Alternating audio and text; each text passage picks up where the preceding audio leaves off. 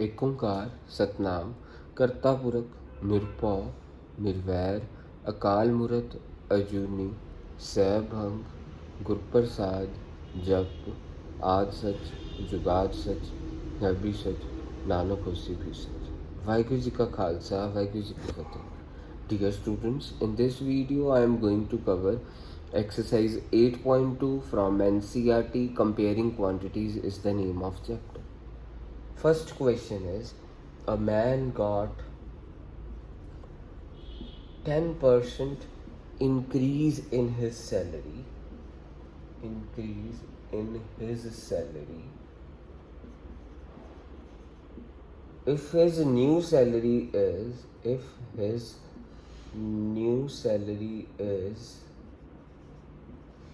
1,54,000 rupees, find his original salary. Question आप पहले अपनी कॉपी में लिखेंगे। ये हमारा पहला क्वेश्चन है। वो कह रहे कि ओरिजिनल सैलरी निकालने। ओरिजिनल सैलरी पे कितने परसेंट इंक्रीज हुआ, अभी ये सॉल्यूशन देखिएगा कि if a man got 10% increase in his salary, if his new salary is 1,54,000, find his original salary. Original salary निकालनी है, जो सी चीज़ निकालनी है आप उसको एक्स ले लीजिए। तो इंक्रीज कितना होया, इंक्रीमेंट कितना होया, 10% ऑफ ओरिजिनल का ही इंक्रीज होया होएगा। 10% ऑफ एक्स मीन्स परसेंट हटिया means 10/100 into X means X upon 10, यानी पुरानी salary original salary plus increase is equal to नवी salary. Original salary plus increase is equal to new one. Originally salary कितनी सी X, increase कितना होया x/10, नवी वाली salary 1,54,000। Now I am going to take the LCM। इतने मेरा LCM है 10, 10x plus 1x 1,54,000। 10x plus 1x is 11x upon 10 is equal to 1,54,000। अब यहाँ पे x अकेला छोड़ेंगे, 1,54,000 इंटू 10 अपॉन 11। 11 1 ज़ा 11, 11 4 ज़ा 44 मीन्स मेरे को सैलरी ओरिजिनल वाली आई 1,40,000। दैट्स इट, क्वेश्चन खत्म हो गया, 1,40,000। So next question we are going to do now, second question. So first question is being completed. Second question of this exercise I am going to do. Second question is, on Sunday 845 people went to a zoo. On Monday only 169 people went. Question मैं लिख रहा हूँ, आप भी लिखिएगा। On Sunday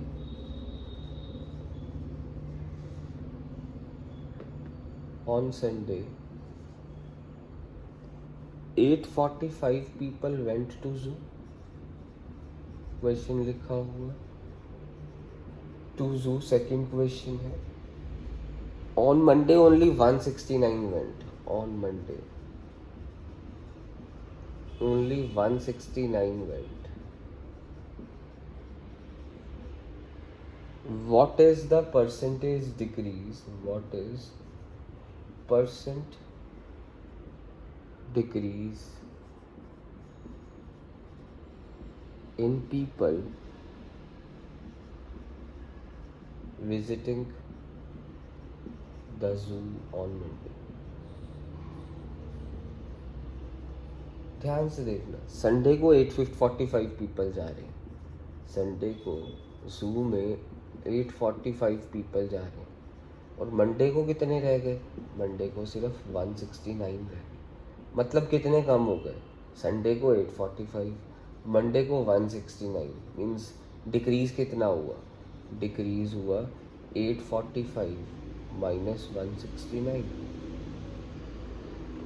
सो हमारे पास decrease हो गया 845 में से 169, यहाँ पे 15 minus 9 that is 6, 13 minus 6 is 7, 7 minus 1 is 6, means decrease कितना हुआ 676, मीन्स 845 मंडे संडे को जा रहे थे, मंडे को सिर्फ 169 जा रहे थे, मीन्स कितने लोग कम जा रहे हैं 676।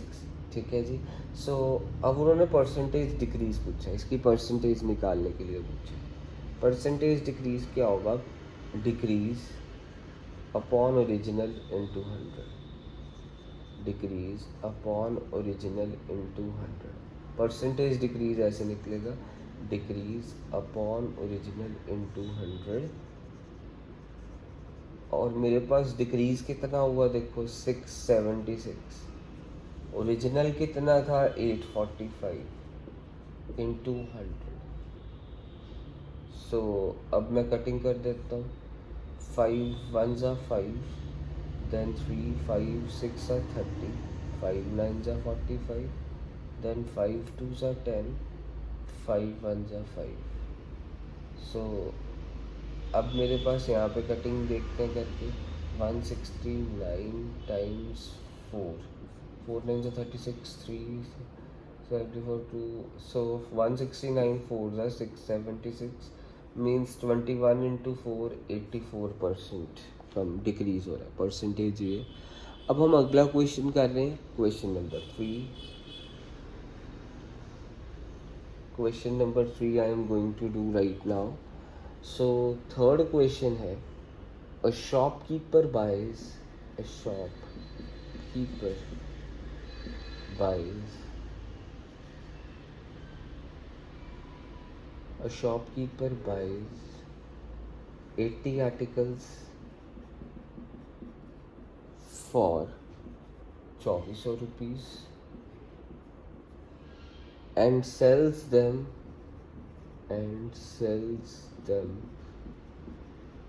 at a profit of 16%. Find the selling price of one article. You have to find the selling price of one article. So dear students, selling price of one article कैसे निकलेगा, ध्यान से देखना।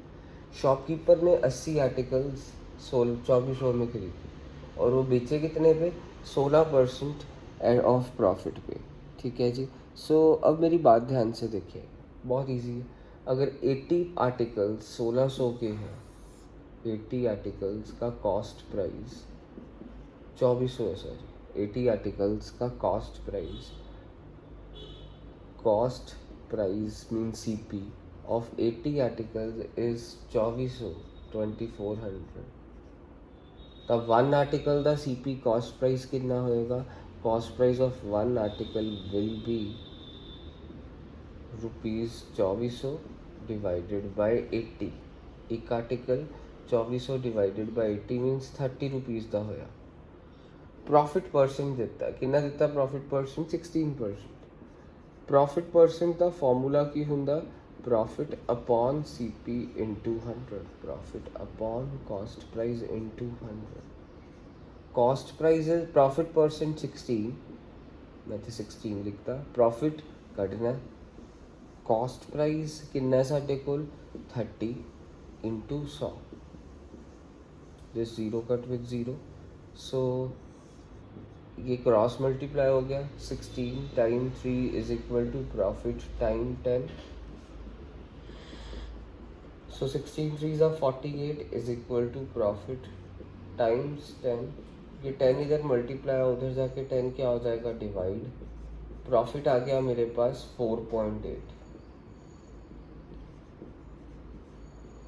प्रॉफिट एक आर्टिकल ਦੇ ਉੱਤੇ इन है, the selling price of one article की होगा मेरे बच्चों, selling price is equal to cost price plus profit, selling price is equal to cost price plus profit. What is cost price 30, what is profit 4.8, 34.8 is the selling price.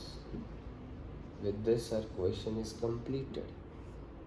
So I am going to do fourth question right now. Fourth question I am going to do, I am erasing this, I am going to do fourth question for you.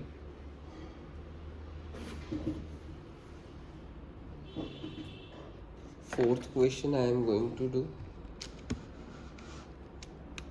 So the cost price of an article was 1500.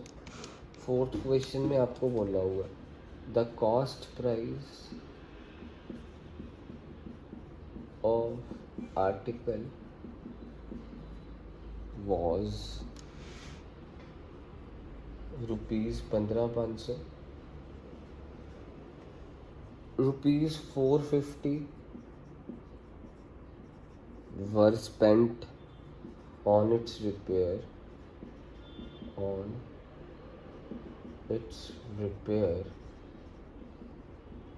It is sold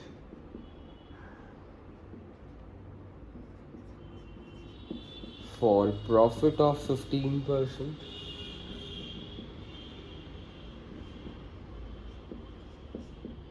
Find the selling price. Find the selling price of article. Find the SP यानी selling price of article.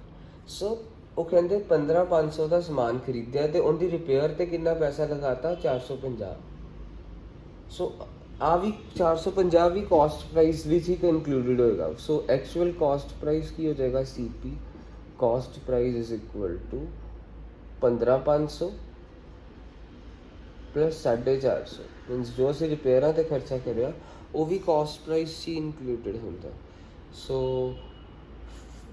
We are left of with 15950. ठीक है, ये cost price हो गया. Profit percent दे रखा.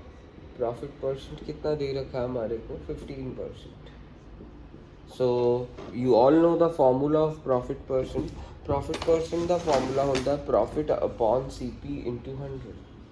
Profit percent is equal to profit upon cost price into 100. What's the profit percent? 15. Profit you don't know. Cost price you know.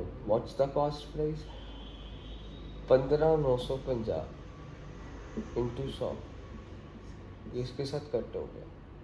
सो अब क्या हो जाएगा 15 इंटू ये इधर चला गया 1595 is equal to profit times 10.